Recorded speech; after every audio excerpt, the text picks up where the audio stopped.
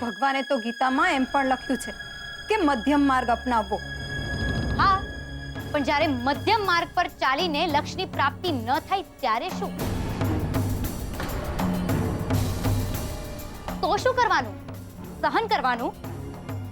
જતું આવતું કરવાનું? અરે યુગોથી આ જ ચાલતું આવ્યું છે. પણ જ્યારે પાપ અબકે ચડે ને ત્યારે શંખનાદ નિશ્ચિત છે.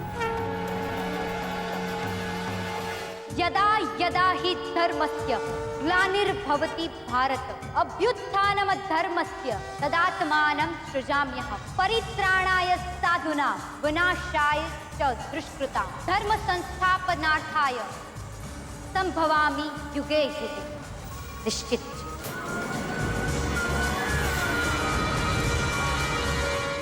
એટલે હવે થઈ જાય જેવા સાથે તેવા. કોઈ મને સાથ આપે કે ના આપે, કારણ કે આ લડાઈ મારી એકલીની નથી, પણ એ દરેક દીકરીની છે જે પોતાના પરિવારની સારથી બનીને જીવવા માંગે છે. એટલે હવે યુદ્ધ તો નિશ્ચિત છે. સમયની સાથે જો મારે રામ બનવું પડે તો રામ, અને કૃષ્ણ બનવું પડે તો કૃષ્ણ. જેણે કષ્ટ આપ્યા, જેણે અધર્મ આચર્યો, એનો અંત હવે નિશ્ચિત છે.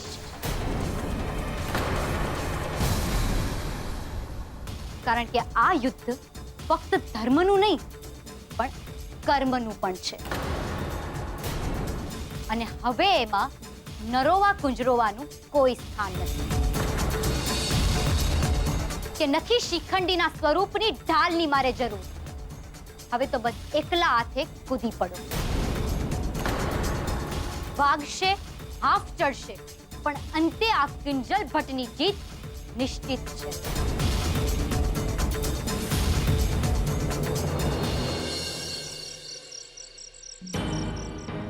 હા, બધું જ નિશ્ચિત છે.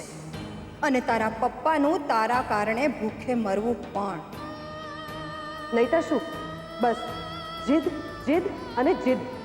એને આપણા કોઈની નથી પડી. તે આજે બહુ ખોટું કર્યું છે કિંજલ. તારા આ પગલા પર તું 100% પસ્તાવાની છે કિંજલ, 100%. આજે એટલું બધું આ કાને સાંભળી લીધું કે જો કાગળ પર નહીં ઉતારું ને તો આંસુ નહીં રોકાય, અને મારી હિંમત પણ એના હથિયાર હેઠા મૂકી દેશે. બધાને લાગી રહ્યું છે કે મેં ભૂલ કરી છે, ગુનો કર્યો છે, મારે પપ્પા સાથે ખોટું નહોતું બોલવું જોઈતું. પણ કોઈને એ કેમ નથી દેખાતું કે મેં મારી ભૂલ, મારો ગુનો કબૂલ્યો છે. ખોટું બોલવાનો ભાર મારા મન પર પણ પડે છે. પણ જ્યારે ખોટું બોલવાથી કોઈનું નુકસાન ના થતું હોય તો એ ખોટું ખોટું થોડું કહેવાય. પણ અત્યારે તો બધા મારી સાથે એવું વર્તન કરી રહ્યા છે કે જાણે આ ખોટું મેં મારા કોઈ અંગત સ્વાર્થ માટે બોલ્યું હોય. આજના જમાનામાં મને એક એવી વ્યક્તિ બતાવો જે 100% સત્ય સાથે ટકી રહે હોય. ટકવા માટે કૃષ્ણની કુશળતાને કૌટિલ્યનું કૌશલ હાથ વગું કરવું પડે, અને એ હું કરીને બતાવીશ. કારણ કે મારે આ લડાઈ જીતીને બતાવવી છે. એ સાબિત કરી બતાવવું છે કે મારું બોલેલું ખોટું કોઈ સત્ય કરતા ઓછું નથી.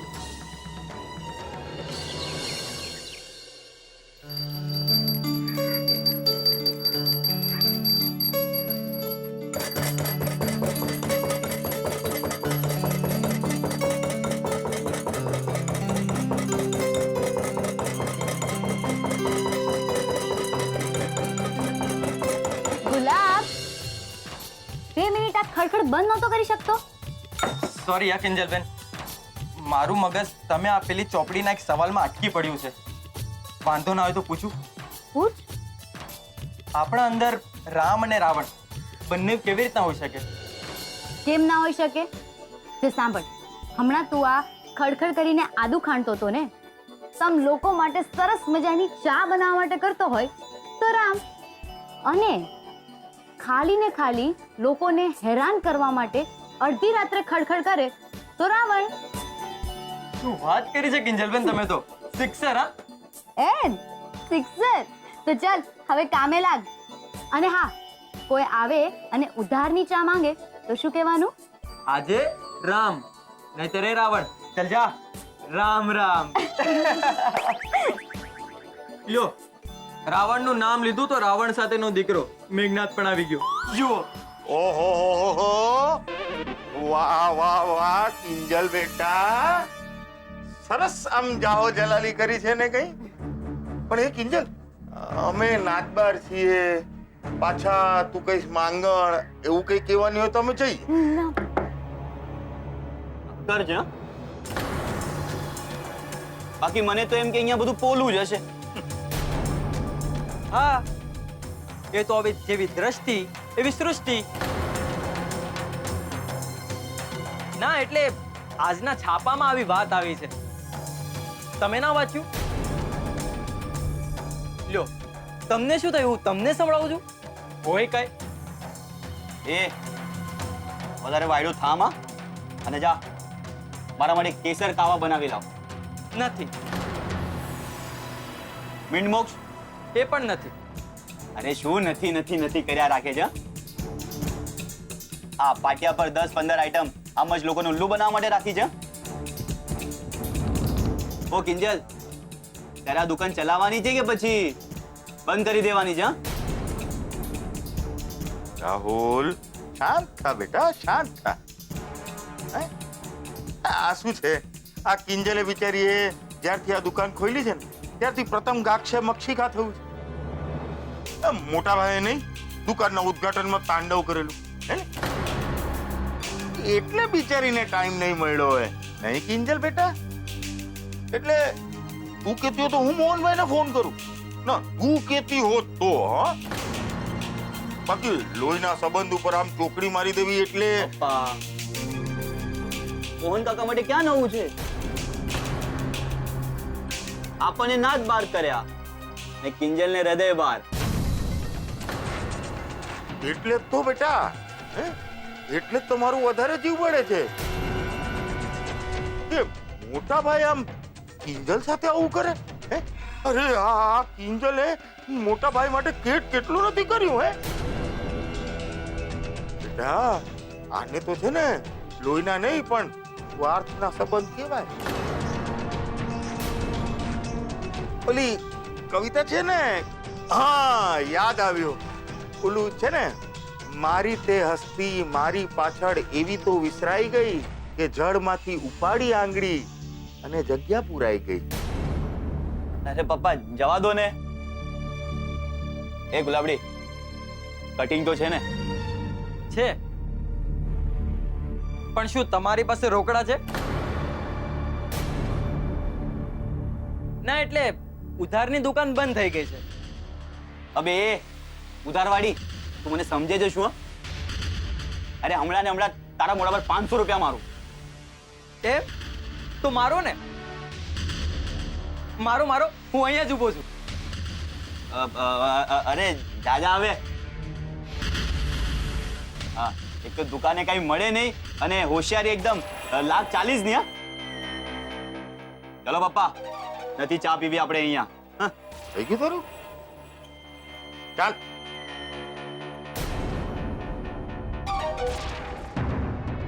ઈશ્વર જ્યારે આપણી કોઈ તકલીફનું નિવારણ લાવે છે ને, ત્યારે આપણને એની શક્તિમાં વિશ્વાસ આવે છે.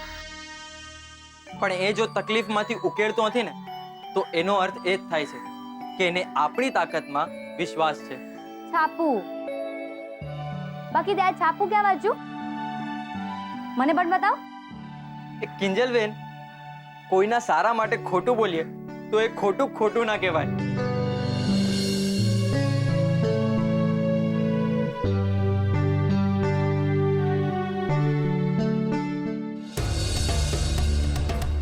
મને તો એ નથી સમજાઈ રહ્યું કે હું કિંજલનો સાથ આપું કે પછી પપ્પાની વાત સાંભળું. બધા કિંજલને ખરાબ કહી રહ્યા છે, સંભળાવી રહ્યા છે, પણ કિંજલ આ બધું કરી તો ઘર માટે જ રહી છે ને. શું થયું? લે ખા. અરે ખા, વેજ છે, વેજ.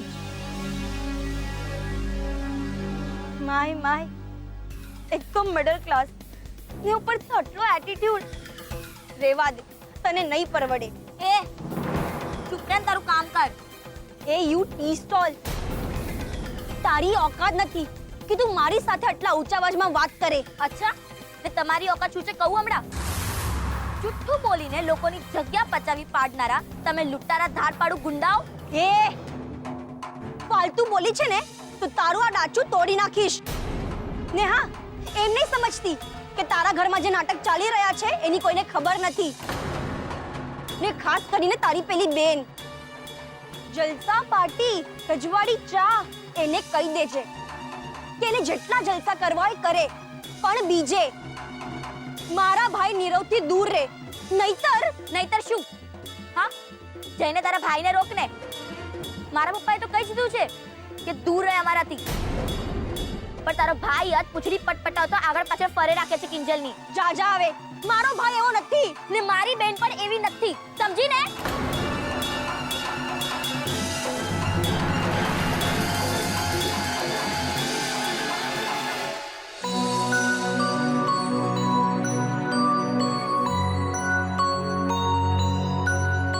ગુલાબ, આમ મેનુ કાર્ડ ને શું જોયા કરે છે?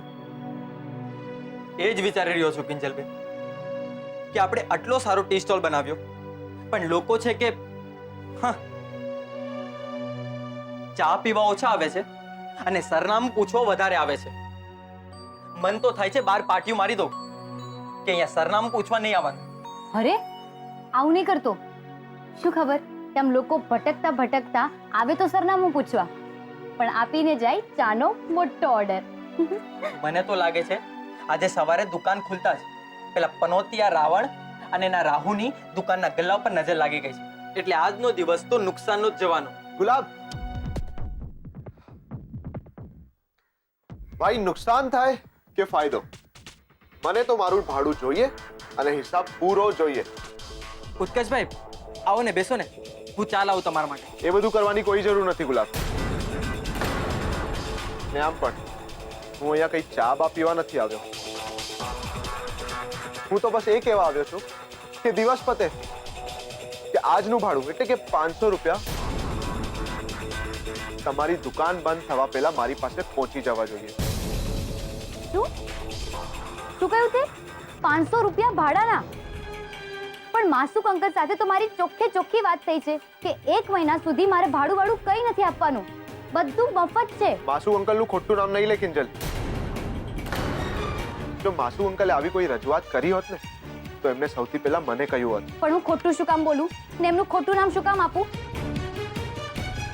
જો એવું હોય ને તો તું એક કામ કર, તું માસુક અંકલને ફોન કર. દૂધનું દૂધ અને પાણીનું પાણી થઈ જશે. કર ફોન. હું શું કામ ફોન કરું? હા, હું આવી બધી મોઢે મોઢ કરેલી વાતોમાં માનતો નથી. બ્લેક એન્ડ વ્હાઇટમાં છે, ક્યાંય લખેલું છે? હા, માસુ અંકલે ક્યાંય સાઇન કરી છે? નહીં ને? પણ ઉત્કર્ષભાઈ 1 મહિનો કોઈ પૈસા દેવાના નથી. આ વાત ઉપર તો દુકાન ચાલુ કરવાની હિંમત કરી અમે, નહીતર તો સાહેબે ચોખ્ખી ના પાડી હતી કે આ બાબતે આગળ નથી વધવાનું. જો ગુલાબ, એ તમારો પોતાનો મામલો છે.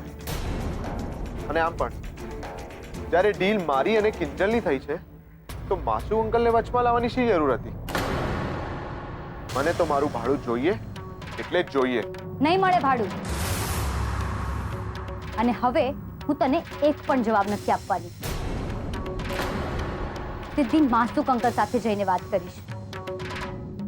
અને હા, બીજી વાત, દુકાનમાં પાટિયું મારેલું જ છે કે કામ વગરનું દુકાનમાં બેસવું નહીં.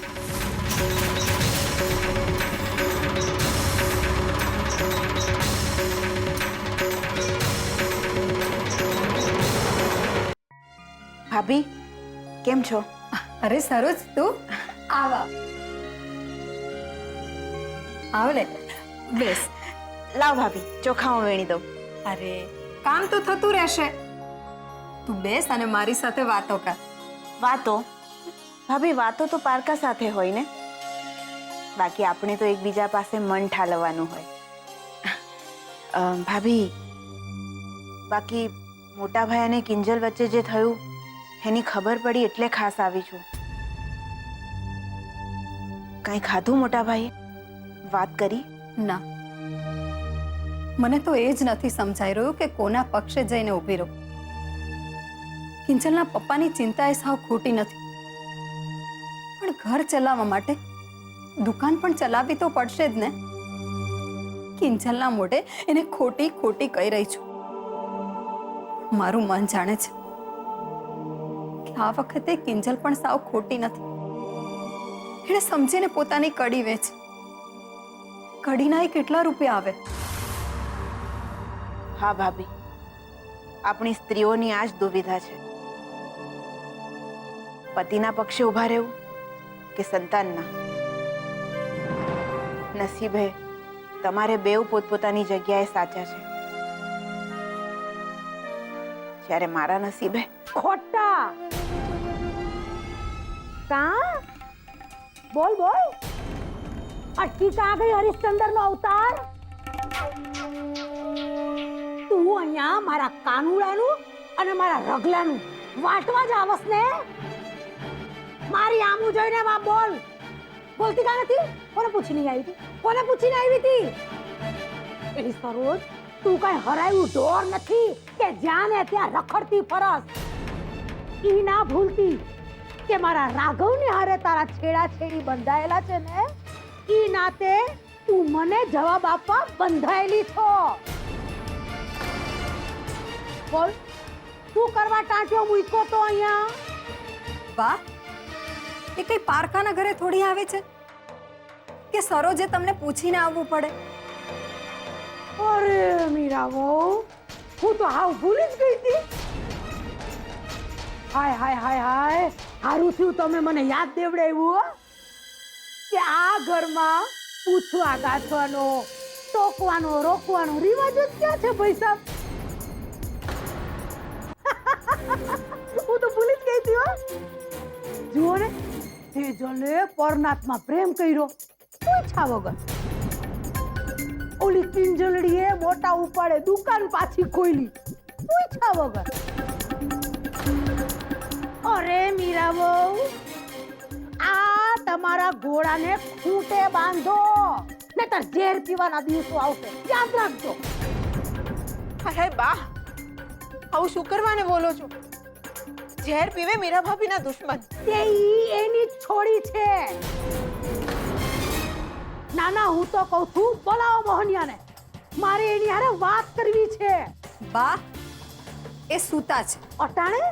અરે મીરા વહુ, ખોટું બોલતી વખતે નથી દૃષ્ટિ? અરે મને આમ આખું ફાડી ફાડીને જોયે હું રાખો છો? એલી સરોજ, સમજાણું કાંઈ કે ઓલી કિંજલડીમાં જુઠ્ઠાણું ક્યાંથી ઉતર્યું છે? બા, હું શું કામ જુઠ્ઠું બોલું? અને મેં તમને કહ્યું ને કે કિંજલના પપ્પા સૂતા છે તો સૂતા છે. એમ? તે ભલે સૂતો, હું એની રૂમમાં જઈને જરાક જોઈ આવું. એમાં તો તમારા બાપાના ટકા નહીં બગડે ને? બા, ના પાડીને તમને. મેં કહ્યું ને તમને કે એમની રૂમમાં નથી જવાનું, તો શું કામ તમે જીદ કરો છો? નક્કામાં એ જાગશે, તમે એમને 2 શબ્દ બોલશો અને એ સામે 22 શબ્દ બોલશે. મારે નથી જોઈતો કારણ વગરનો ભવાડો ઘરમાં. એટલે હું ભવાડો કરું છું? અરે રે રે રે માવડી, જો તો ખરી, પણ હવે તો તું સાક્ષી છો મારી માવડી. હું મોહનને જગાડીને જ રહીશ. છો ને થતો ભવાડો?